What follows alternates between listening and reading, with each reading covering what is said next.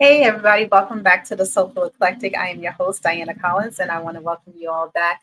We took a brief intermission really quick after um, Zora Thomas's poem, which is called Let's Be Honest, Blessed Be. She performed that on Saturday, which for Pride. I think that's close to the end of Pride last week. So I just wanted to share that poem with you. And I was so blessed and honored that she read it herself and sent it to me to share with everyone. It was just amazing. But um, it was just so many parts of that. I don't know if you guys actually sat and listened while it played. Some people may have walked away. I don't know if anyone remembers the conversation that I had with Zora last few weeks past. Wasn't last week, week before last, but she is a female transition from male. So she's why again, lost for words, brain fog is happening again. Good Lord. She has transitioned from male to female. And so she does use pronouns she, her, hers, they, and them. For anyone who may want to know, but she does public speaking on transgender healthcare. I do transgender healthcare. Oh my God, on sexuality, spirituality, and transsexuality, and sensuality. She speaks on all these things, and I just love her. She speaks a lot on social justice and political things. And as you all well know, I don't touch too much political because it gets skewed pretty fast, and we all have our opinions. Got the running joke. Everyone has one, right? It's like an asshole. Everyone has one. I didn't want to say it that way, but it isn't my show authentically made that, and that's how I would have said it. It's like an asshole. Everyone has one, so that's what an opinion is, and we all have one. And we all have a plethora of choices, and the endless number of them. And so, therefore, I'm choosing not to talk about political things. But I love her perspective on things, and I loved her poem so much that I wanted to share it with you. I did not share in the beginning, and I think I need to put it out there that yes, it is a little explicit on some things, but it's truly authentic in who she is, being a black trans woman, and navigating that universe and being seen in one way, and plus being a voice. And she's very vocal on life and situations and things like that. And if you've watched her and follow her on Instagram and TikTok, she speaks a lot about religion and the stars and things like that. So it was just fitting to share again. And I thank you all for taking the time out to stay and listen and and come back after our short little break. But as I was talking about transition and being in that life and transition, and we talk about menopause and things like that. And with menopause and transition and aging and things like that, it changes the way you look at life and intimacy and things, and relationships, both your relationship with your spouse or significant other, relationship with your children, relationship with your parents. All those things are changing as we navigate this new us, this new them, right? Because they're changing too. Our families are changing, they're growing, they're having additions and subtractions and things like that. So our families are breaking off, and we have our children breaking off and starting their own family. So now that leaves us as parents to our own vices. And I was talking with my uncle the other day, and he's 10 years older than me. And so he's now navigating that independence of his children, and not no longer being needed in that way. And now what is he going to do? He's like, I did these things to be with my kids, and now they're independent doing their thing and they don't want to hang out with me, or they have their own things that they're doing. I don't want to say they don't want to hang out with their parents, because sometimes it's not that. It's just they have their own life stuff going on, right? And you got to be respectful of that. I feel the same way with my own daughter. I go visit her, my youngest, and she's like, "Mom, I'm sorry, I have to work. Mom, I'm sorry, I made plans." I'm like, "It's cool. You have a life, you know. You don't have to babysit me." Although she did feel like she did feel like she had to at one point, before I got married. She always thought it was just going to be her and I, for the rest of our lives. And then I got married, and she found I was safe and in a good space. So she's like, "Oh yeah." So she started living, and I was like, "Wow, I didn't realize how much she held herself back because she didn't want me to be alone." And and I just tell her, you got to live your life and do what you need to do for you. So I'm very proud of her and where she is. My oldest daughter is, she's living her life. She's living her best life, and I can't be mad at her for that. She's doing what she needs to do. She's grown exponentially. She's, got a career, and what the things we want for our children. Now it's time for us to look at ourselves and what we're going to do. And I have this, it's not a new marriage, it's relatively new. We just celebrated our ninth anniversary, 8 years married, 9 years together. So we just celebrated our anniversary. So that has been amazing. But it also gives us a time to really stop and regroup. So again, as I speak about transition, that's one of the parts of the transition, with that. He is a few years younger than me, so therefore he's navigating the parts of menopause that we just have to deal with. And I love who he is, that we deal with it together. He deals with my mood swings. He deals with my brain fogs. He gets the kick out of my brain fogs, because most of my brain fogs ends up me misnaming things, and he just gets a kick out of me calling things by the wrong name. And I swear that is the right name. And he's like, "No, babe, that's not what that is called." I'm like, "Oh well, you know what I meant. You answered me, so you knew what I meant. Damn it." But one of the things that I wanted to share with you guys that I have been, going back and forth to, during my time, and again, I just love different things in life and reading different things. But the thing I've been going back to is, Judge Lynn Toller's "Making Marriage Work." Yeah, I love this. It's like my little go-to Bible for things when I need to reset myself and figure things out. And may her husband rest in peace. He passed away, and now she's navigating her transition and the death of a spouse. And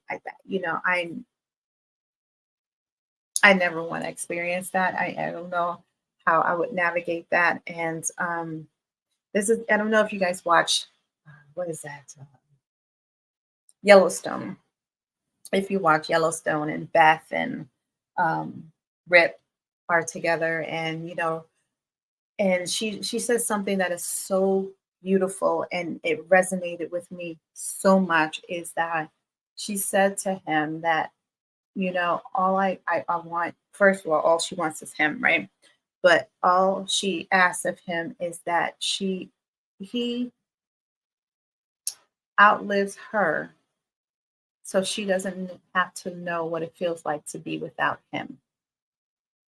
And I just was like, "Oh my gosh, that's how I feel. I just don't want to know what it's like to be without you." Okay. And I don't know if that's not fair, right? Because what makes him what makes me think that he wants to know what it's like to be without me, right? So then is that part, then my rational part of my brain kicks in. It's like, yeah, well, that's not fair, because then that's saying that he want him to live longer, and that way when he be there when you die, but that's not fair to him, because what if, yeah, and my brain goes on to another tangent. But as of the other part of my life and transition, and and things of that nature, is just regrouping and paying attention to where we are, who we are, and what we're doing. And we're, the fact that, not just the fact that I'm changing, but my husband, or your spouse, is changing too. And so it's like, damn, you're navigating those waters as well. So it's all a challenge, and it's not anything negative by any means. It's just, it is what it is. And we are just going through it as best we can. And yeah, we're gonna make mistakes, and just shit happens. But the one thing I want to share is that keep things open, honest, and communicate. Communication is key. I know you guys heard me say this 100 times when it comes to relationship, when it comes to talking to your spouse. Communication is key. Talking about the hard stuff. It's never easy to talk about the hard stuff. The best thing is to just to pull a band-aid and just go into it. So whenever I have something that's like I don't really want to discuss, I just like rip into it real fast. Like, hey, this is what I have, this is what I'm thinking, this is what I'm doing, go. And then I'm like cringing in the corner. But yeah, but it's just you got to do it. You have to do it. Otherwise, you're just going to be dancing around the issue, and then things go bad really fast, and then it's just like, damn it, what happened? So yeah, um, yeah. I just saw something in the book, and I'm like, damn, that's me. Whew. Okay, so I'm regrouping. I'm regrouping. And the other thing that I do, I don't know if you guys heard me talk about it, but when my daughters were born, I got a mommy book. I created it. I don't know where I heard it from. I think you guys heard me talk about this. I think it was Oprah or something. I have no idea. But it was in the 90s, 95. My oldest son was born in 95. So yeah, so it was in the 90s. But and here's a notebook. I know it looks like just a dollar store 50-cent notebook back then. Now it's like $1.25 and some change. But I love it because it gives insight to me and where I was back then, because I still have like all my old notes, how to prepare her baby food when I wasn't home. It's in there. How many bottles of milk was in the fridge when I went out to work is in there. I mean, ah, wow, it's just amazing. The phone numbers to the OBGYN, to the church. Oh my gosh.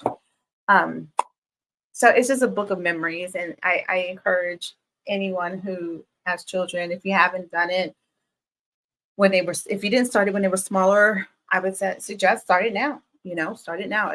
Wherever you are in your journey in life, just start it now. And um, not that I'm being morbid or anything. It's one of those things that when you pass away, your children, your grandchildren will know what it is that you were feeling at different points in their life, in your life. And I try to keep it at milestones for them, or pivotal events for them. Like, so now we're expecting our first grandchild, so now I have to update it. So that's the reason why I pulled it out, so I can remember to um, add in there about the new addition to the family and the start of my daughter's family. So that there's that.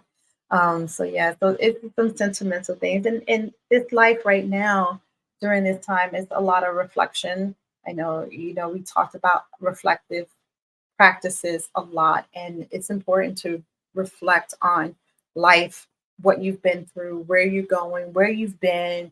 And it's really important to do that periodically. Like, I really wish I can just like give myself a whole clean slate and start all over again. Like, I've been walking around the house and it's like, oh my gosh, I have to clean out my closet, pull out all the old stuff, because it it harbors all the negativity and things of the past. I want to share something that a friend of mine sent, my sister, my dear sister, sent to me, and it just resonated with me so much, so much, so much, so much. And I'm just gonna read it, because guess what? You're suck it up. You're with me, and this is what we're gonna do.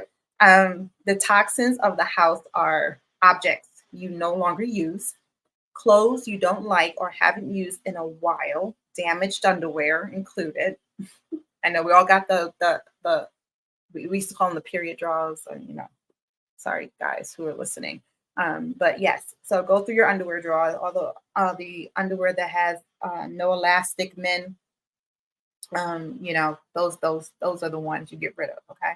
Um, Broken things, old cards and notes. Now that one is kind of like an iffy one, because I like to keep old cards from like my husband, and he writes me notes all the time and things like that. So no, I don't. specific notes from old loves and things like that. Yeah, I can see that, but no, not from things you want to keep. You might want to keep some of those.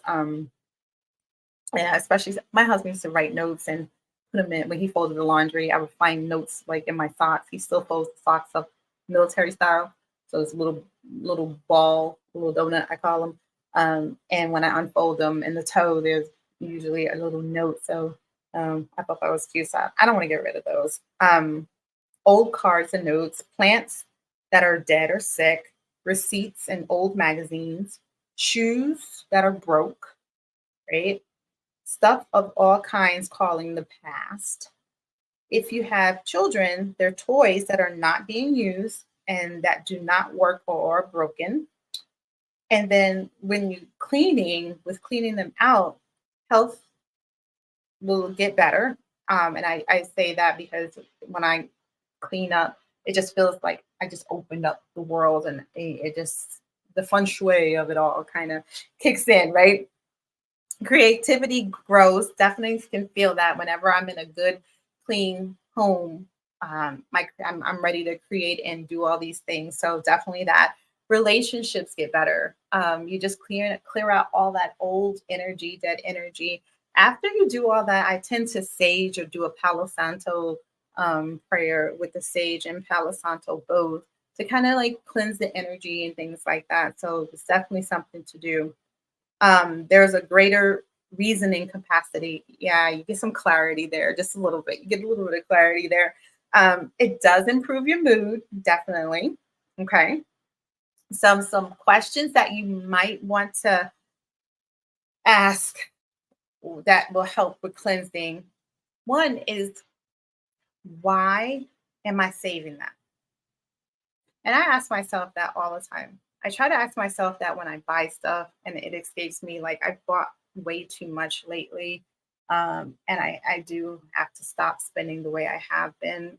It has nothing to do with anything other than the fact that what am I doing? What I need it for? When am I going to use it? Those kinds of things. So you ask yourself the opposite. Why am I saving it? What am I going to do with it? Am I going to use it within the next 6 months to a year? Probably not. Um, how would I feel if I released it? How would you feel? I mean, will it cause you great pain? Would you be annoyed? Would you be mad? What will happen if you just let it go? Right? If you separate from that item. I will always say donate your items. Don't just throw them away unless they're broken, of course, and there is no repair. I would say throw them away. But if they are just, clothing items that someone else can use, I would say donate them. I am personally not a fan of Goodwill because they sell it back. And when homeless individuals come in and need clothing, I noticed that they do not give them the stuff. So I'm not speaking for all Goodwills. I'm just speaking for the ones that I have navigated through. So I tend to find places that give them away to the houseless or to shelters or things like that.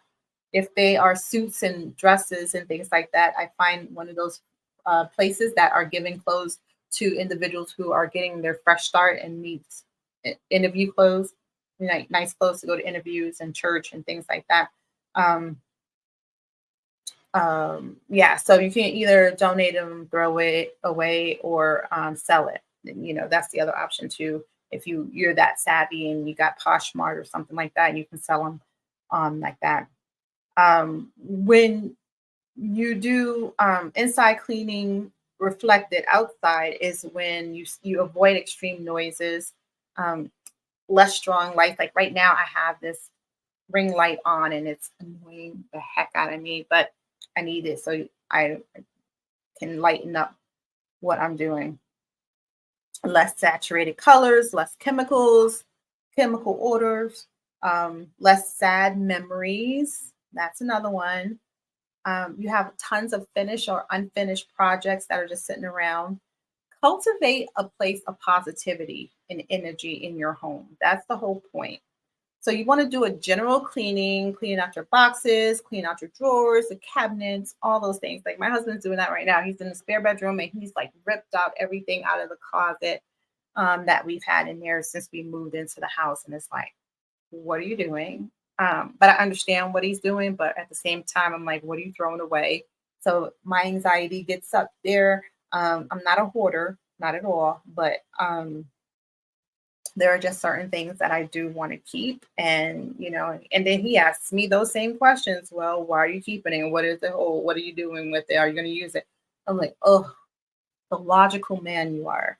But there's that.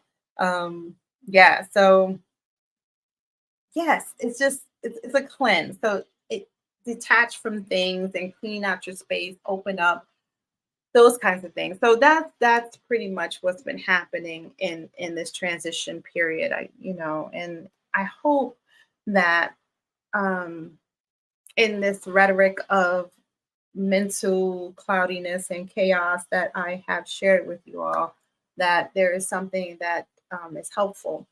That definitely in a relationship, and she says she's not a marriage counselor, but I'm telling you, there are some things in here that my therapist definitely has touched upon, and I would share that with you. Um, I'm sorry, I got all these again. My mental clarity, I tell you guys, is just out of this world. I have to there he goes again. I have to figure out a way to clear out my fog in my brain, and I'm working on it. I'm working on it. I think a couple of you sent me some ideas when I did the menopause thing too, so I appreciate that as well. And it is cricket season, so if you have not exterminated your home, please do so. I know out here in Arizona it's cricket season, and the crickets get in the house. And guys, if you've ever had a cricket in your house and it's nighttime and you're ready to go to bed, and all of a sudden this damn cricket is, looking for a mate, and it's very annoying. And then you become the cricket hunter in the middle of the night. So definitely do that. I don't know. See, I told you I'm all over the place talking about extermination and crickets and shit. Anyways, so yeah, so I hope you guys enjoyed the poem again. I thoroughly enjoyed sharing it with you. I hope that something in what we talked about opened up a line of communication with your spouse, significant other, your family.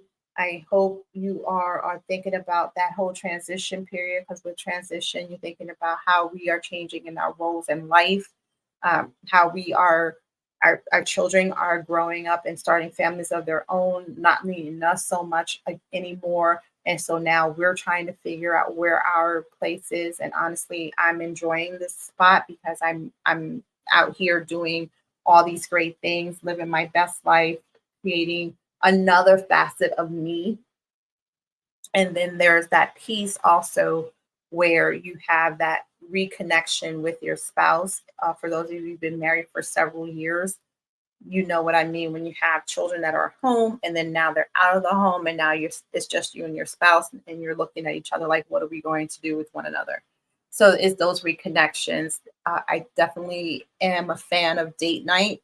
If you have not incorporated it into your relationship, I would definitely do that. Date nights are amazing, and it doesn't have to be that you go out every night or whatever. I think somebody said the 777 rule: every 7 days, every 7 months, every seven, years or whatever, like that. Every 7 days, you do something inside. Every 7 months, you do a big trip, that kind of thing. So, however you decide to do it, that's totally up to you. But I just say that you definitely want to have that reconnection factor. And during that reconnecting factor, you may find that you have the love of your life, or you really need to change things, and that's okay. But that's what it's about. It's for you to realize that either you're here, you're there, you're there, you're there, you're there, you're there, you're there.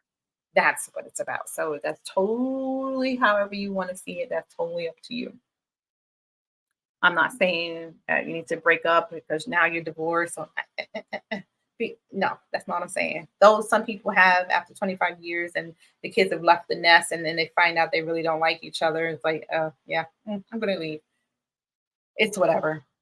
I'm not passing any judgment. I'm not saying one's right over the other. I'm just saying do what you need to do for you, but you take count and do self accountability, assess the situation, make sure that you are making the right decisions for yourself first, because first and foremost, you have to deal with yourself, do self care, and then take care of somebody else. It's like the airplane, right? oxygen mask comes down, you got to put your mask on first before you go and help somebody else. Same thing in life. You got to take care of yourself first before you can go around and take care of somebody else. The other thing is incorporate yourself trips. Like separate. Your husband does a trip by himself, you do a trip by yourself, do a girl's trip, do a boy's trip, whatever. You just need to do those disconnects so you can reconnect sometimes. And again, it doesn't work for everyone. I'm not saying what you need to do in your relationship. I'm giving ideas on what can and what has been suggested to us through counseling and things like that. So it's just one of those things that I'm sharing information, which is what this whole podcast platform is for, is to share information and to be helpful as we maintain our sense of self and clarity and authenticity in a time where we are constantly being stripped of our authentic selves for one reason or another. So I try to, as best as I can, hold on to whatever sense of authenticity that I can and can control, because I see that it's slowly changing and they're slowly taking things away from us. So there's that. Yes. So in that, I think I'm going to just close out with a couple of things. I wish you peace. I wish everyone love. I wish you joy. Yes. Because right now there's somebody out there who is struggling with a relationship, and pay attention to your friends. Everything is not what it seems to be. So if they, sometimes if you see that them and their spouse is smile all of a sudden, sometimes there's some underlying things hiding under there. All right. So check in on your friends that are always doing well, and just be there. Be a voice of reason, be someone to listen, and just be a friend. So yeah, that's where I am with that. Um, I got some good things coming down later on for the next few weeks. We will be in a little bit of a hiatus, so I will just let you know that we are taking a short summer break. The next few weeks are going to be busy in July and August of some sort, so we will be back to new shows come September. But in the meantime, we will definitely show you the old stuff and definitely just share if you guys have anyone who wants to be a part of the podcast and share their story, share a piece of them with us. Tell them to feel free to check the website. I'm still going to post content on the website and on Instagram so that everyone is aware. Sorry that I'm not staring straight at everybody right now. This light is really giving me a headache right now. So that's the reality of it all. So with that, I want to say, you guys, I continue to take care of yourselves, continue to take care of each other, share information. Knowledge is power, and if we hold on to it, no one's winning over another. And if they are, then let's cheer them on as they're making it through. It just that's what it's about. Yeah. So before I go, I'm just going to share one more thing with you before we leave. A little blurb of what it is to come. No, you know what? I'm not going to do that. Nope, I'm not going to do that. Nope, not going to do it. So, uh, yeah. So I'm just going to take a little bit of a quick break, and I will return.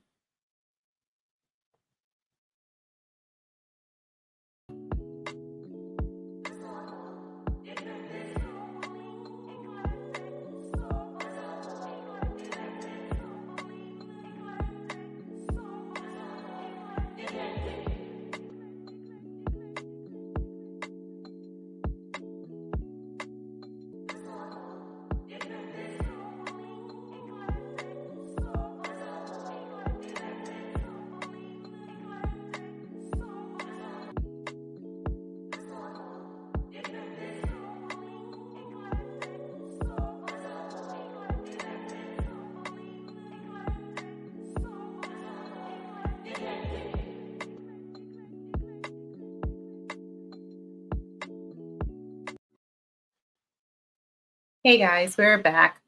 So I just need to take a quick step away for a minute. So yes, there is that little piece there. I don't know if anyone is in a family with bonus children or you're a bonus dad or a bonus mom. I don't like to say step anything is you're gonna add a bonus. I want to wish all my bonus moms and bonus dads, the best because it's not easy helping someone raise someone else's child. And if you've taken that child under your wing and they're yours, kudos to you. So I wanted to wish the bonus parents, um, wish them well. In our household, my husband is a bonus dad. And so we celebrate him on a different day so that it's his special day. So that's just our little tradition that I we started together. And so yeah, so then there's that. Anyways, with that, I want to say I think that we are off to a great start. Again, life in transition really sucks, but it doesn't have to suck. And how to make it suck less is being accountable of where you are at the moment when you in that distress, doing a self-assessment of how you're feeling, evaluate how you're feeling, take a step away and just do you for a moment. And that's okay. That's okay. But communicate that. Don't just disappear. That's never good either. To just up and like, yep, ghost your spouse. Nah, don't do that. But you want to stay in constant communication with one another and say, hey, I just need a couple of days to just kind of clear the air. And it's like, all right, cool. I have trips that are planned, that are every other month or so. I'm gone, not on purpose. This year is like a really strange year. Again, life and transition, right? A lot going on. So this year there's a lot of traveling for me. I feel like I'm a jet setter, off and going. So, but it's all great, and I appreciate it and I love it. But yeah, so take accountability of where you are, who you are, where you're going, what's happening, and check in with your spouse, significant other as often as you can, and just do a check in to see how they're doing. We can't, if they are the strong one in our relationship, not saying that you're weak or anything like that, but sometimes our spouses are stronger on some days than others, and we take it for granted and don't check in. So it's always a good thing to just check in with our spouses to see where they are at the moment and see what their needs are. Do a needs assessment for both of you. Do a needs assessment for you both, and go from there. So yeah. So with that, I want to say take care of yourself, take care of each other, continue to share the vibe, and I hope that something we said today resonate with you or sparked a question or a conversation within your family, whether it's with your spouse or your children. Take care. Namaste.